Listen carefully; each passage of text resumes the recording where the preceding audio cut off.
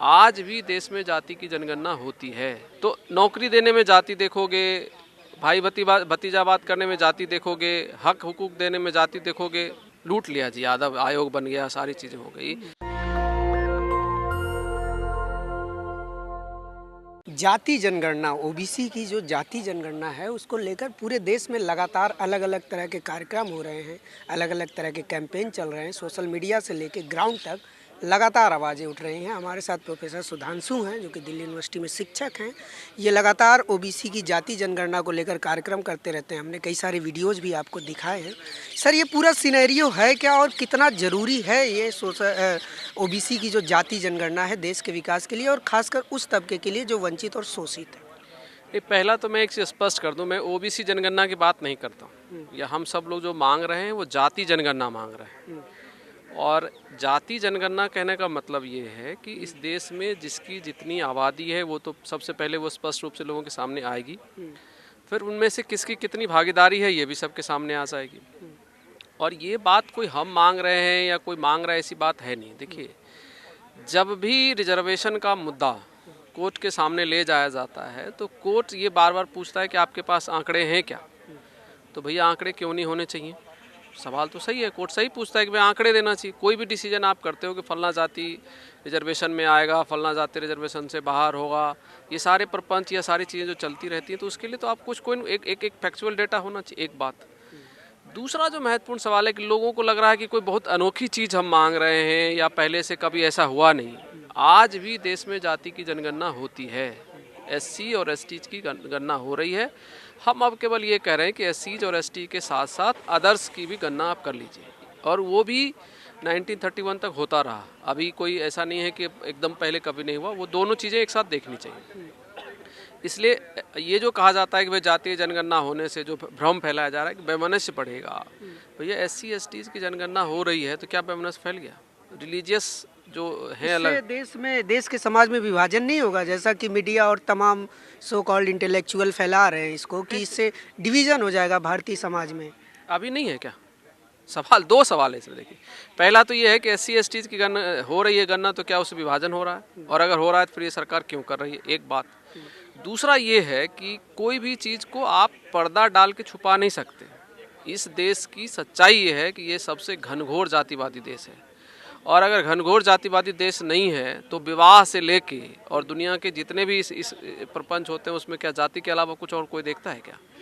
तो नौकरी देने में जाति देखोगे, भाई भतीजावाद करने में जाति देखोगे, हक हुकूक देने में जाति देखोगे, तो भैया हम भी तो यही कह रहे हैं कि हमें जानना तो है। हमारे को लड़ाते हो कि फलना ने फलना ले लिया, उसने ज़्यादा खा लिया, इसने ज़्यादा कम खा लिया, इसमें ये करना चाहिए। तो वो तो इसलिए दूसरी चीज़ क्या है, जो योजनाएं इस देश में बन आंकड़ों के आधार पर वो कहते हैं। वही तो सवाल ये है ना कि जैसे मान लिया आप देखेंगे मीडिया में डिबेट चलेगा तो अभी बता दिया जाएगा कि फलना जगह पर फलना ने इतना वोट दिया, इस जाति के लोगों ने इतना % वोट दिया। क्या है भैया तुम्हारा आधार क्या है?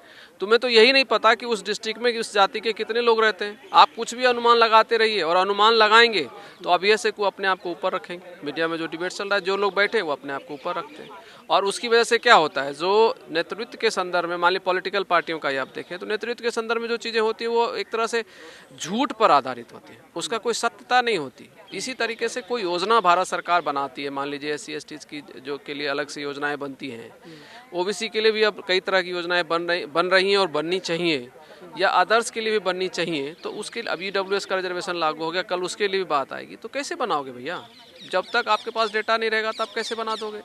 तो हम तो केवल, अच्छा इसमें अन्याय की बात क्या हो रही है? डेटा ही तो जानना चाहते हैं ना भाई। हम जब जातिवाद, अगर मान लीजिए अभी मोदी साहब ने अपना बनाया मिनिस्ट्री, कैबिनेट का गठन किया, तो हमारे देश का प्रधानमंत्री मीडिया में आके या पार्लियामेंट के अंदर आके ये कह रहे हैं, और उनकी पार्टी के लोग, सारे लोग ये कह रहे हैं कि हमने 27 ओबीसी बना दिए। वो जातिवाद नहीं है? फलना राष्ट्रपति जब कोई बनता है उसके लिए साथ में जोड़ दिया जाता है वो दलित समाज आते, ये जातिवाद नहीं है। लेकिन गिन लेंगे, बता देंगे तो जातिवाद हो जाएगा। तो ये, और पूरा मीडिया में बैठ के जब ये डिबेट डिस्कशन करते हैं, आप उस समय का उस दौर को याद करिए जब ये मोदी साहब कैबिनेट का गठन कर रहे थे। एक चैनल चला रहा था कि नीची जाति के लोगों को, कुर्मी, कोयरी, फलना को जो है मंत्रालय मिलेगा। वो जातिवाद नहीं है।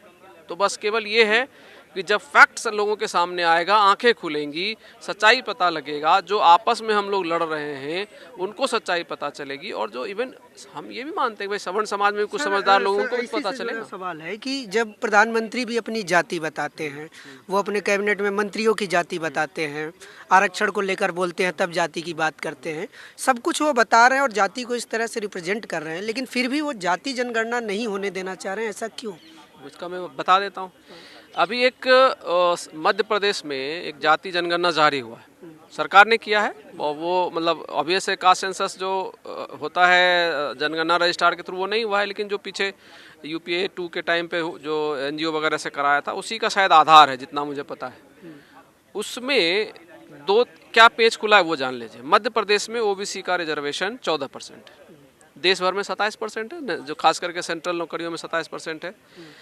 रीजन ये दिया जाता था कि भाई मध्य प्रदेश में ओबीसी की आबादी कम है, एसटी की 20% आबादी है, एससी की अभी जो आया है उसमें भी एसटी की 20% आबादी उन्होंने दिखाई और एससी की 17%, वहाँ पर एसटी ज़्यादा है। तो उसको आधार बना के ओबीसी का कम रिजर्वेशन था। अब जो जनगणना आया है उसमें 52% ओबीसी की आबादी पता चली जी।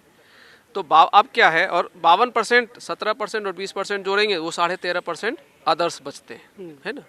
उस अदर्स में भी जो माइनॉरिटीज़ के लोग हैं, जो रिजर्वेशन वाले सेक्टर में, जैसे ओबीसी में कुछ मुसलमान भी आ जाते हैं, उनको छोड़कर जो लोग हैं वो भी उसमें शामिल होंगे। मान लीजिए 5% होंगे, तो कितनी आबादी हो गई उनकी? 8%। सामान्य श्रेणी के लोगों को 8% आबादी, रिजर्वेशन आपने 10% दे दिया। 8% वालों को 10% रिजर्वेशन दे दिया और 52% वालों को आप दे रहे हैं 14%। ये तो पब्लिक में आ गया ना। आज मध्य प्रदेश में किस आधार पे जब ये 27% रिजर्वेशन मांगा जाएगा तो किस आधार पे कोई रोकने के लिए सामने आएगा? थोड़ी तो शर्मिंदगी होगी ना, अपने अंतर मन में तो लोग झांकेंगे। तो उस तरह के लोग परेशान हैं जिनको ये पता है कि ये जब मतलब पब्लिक समझ गया मैं कि ये जब आंकड़े सामने आएंगे तो जो सवाल उठेंगे सरकारों की नीतियों को लेकर और ब्यूरोक्रेसी से लेकर तमाम जगहों पर जो हकमारी है, उससे बचने के लिए सरकार नहीं कर रहा है। आप देखिए क्या है उसमें, ये भी तो पता चलेगा हमारे कितने ब्यूरोक्रेट हैं, हमारे कितने जज हैं। भाई 900 जज बनाए गए इस देश के अंदर, सुप्रीम कोर्ट में 900 जज अभी तक बन गए, उसमें दलित पिछड़े कितने हैं ये तो बताएंगे, फिर पता तो चलेगा ना। आज जुडिशरी में हमारे कितने जजेस बैठे हैं, जो डिसीजंस होता है कि ईडब्ल्यूएस रिजर्वेशन पे आप स्टे नहीं लगाते हो और ओबीसी और एससी एसटी के मामले आते हैं तो 1 मिनट में स्टे लगा देते हो, तो वो उसकी वजह जनता हमारा देश जानेगा ना। जो पॉलिटिकल संगठन है कल वो बैठ के दे देता है कि फलना डिस्ट्रिक्ट में, उसको मीडिया बता देती है कि फलना डिस्ट्रिक्ट में फलना की आबादी ज़्यादा है, उसको टिकट मिल जाता है, वो पता चलेगा नहीं फलना की आबादी। अभी उत्तर प्रदेश में क्या हो रहा है, एक जाति विशेष को अब 10% किसने कहा है? हमें तो कहता हूँ नहीं है 10%, तो उसका क्या आधार देंगे? अब वो 10% बढ़ा के बोल रहे हैं, घटा के बोल, हो सकता है ज़्यादा होंगे, हो सकता है कम होंगे, तो फैक्ट आने में क्या दिक्कत है? आने दीजिए ना। फिर पॉलिटिकल डिसीजंस भी होंगे, भागीदारी का सवाल भी प्रॉपरली लोगों के सामने आएगा। कि मैंने जो यूपी में एक बड़ा जो है मीडिया का चेहरा, आज उसको बड़ा लोग ये करते हैं भाई विक्टिम हो गया है, उस चेहरे ने दिखाया था कि उत्तर प्रदेश में सब कुछ यादवों ने ले लिया, लूट लिया जी, यादव आयोग बन गया, सारी चीज़ें हो गई। तो उसको तो पता चलेगा ना क्या वाकई में ले लिया या क्या उनकी आबादी उतनी है, क्या है। और दूसरी बात ये भी है कि एक और इम्पॉर्टेंट पहलू मैं आपको बता रहा हूँ, भारत सरकार ने एक रोहिणी आयोग का गठन किया है और रोहिणी आयोग के सामने ये रखा गया है कि भाई विद इन ओबीसी आप उसका बाइफरकेशंस करिए। हम लोग उसको विरोध नहीं कर रहे हैं, हम सपोर्ट करेंगे और अच्छी चीज़ है वो। क्यों डेटा पे करेगा रोहिणी? नहीं, मैं वही तो सब, मेरा सवाल वही है। और जिसने इस प्रपोजल को आगे बढ़ाया था जस्टिस ईश्वरैया ने, वो चाहते थे कि बाइफरकेशन हो, वो ओबीसी कमीशन के चेयरमैन रहे हैं और वो आज वो भी ये चाहते हैं कि भैया हमने ये थोड़ी कहा था कि आंख मूंद के कुछ भी कर दो, आपको उसके लिए प्रॉपर डेटा, मान लीजिए आज उसका डिवीजन होता है 9% मान लीजिए करता है, 3 तरह की जातियाँ 9%, और या मान लीजिए किसी को 10%, किसी को 4%, किसी को 2% का आप डिवीजन करते हो, तो डिवीजन का पता चला जिसको 2% में रख दिया, जब जातीय जनगणना रियल में हुआ तो उसकी आबादी 6% निकल गई, तो बेहतर नुकसान में चला जाएगा। और हो सकता है कि हमारे समाज में मान लीजिए जो पाल है, गरेड़िया है, बंजारा है, वो उसका हमें पता तो चलेगा हमारे वो भाई कहाँ पर हैं, हमें भी तो फैक्ट पता चले, फिर हम खुद आगे बढ़ के बोलेंगे पाल, गरेड़िया, बंजारा या इस तरह की जो जातियाँ हैं, माली जो हमारा बहुत पीछे रह गया, उसको हम बोलेंगे 12% दो, तुम 9% दोगे, मैं बोलूँगा 12% दो, क्योंकि हमारा वो पीछे रह गया।